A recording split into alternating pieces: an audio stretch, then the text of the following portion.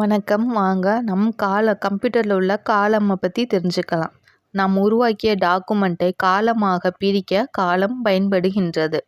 Drawing toolbar drawing டூல்பாரை தெரிய செய்வதற்கும் மறைய செய்வதற்கும் டிராயிங் டூல்பார் பயன்படுகின்றது. ஜூம் 100% தேவையான அளவு டாக்குமெண்ட்டை பெரியதாக அல்லது சிறியதாக்கி ஜூம் பயன்படுகின்றது.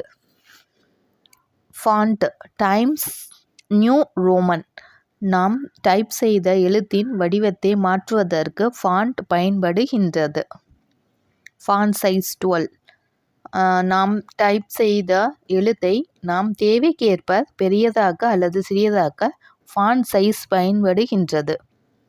போல்டு பி நாம் டைப் செய்த எழுத்து தடிமனாக மாற்றுவதற்கு போல்டு பயன்படுகின்றது. நாம் டைப் செய்த எழுத்தை செலக்ட் செய்து பின் பி ஐ கிளிக் செய்தால் எழுத்து தடிமனாக வரும்.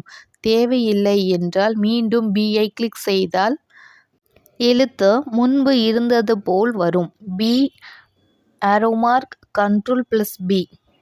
நன்றி.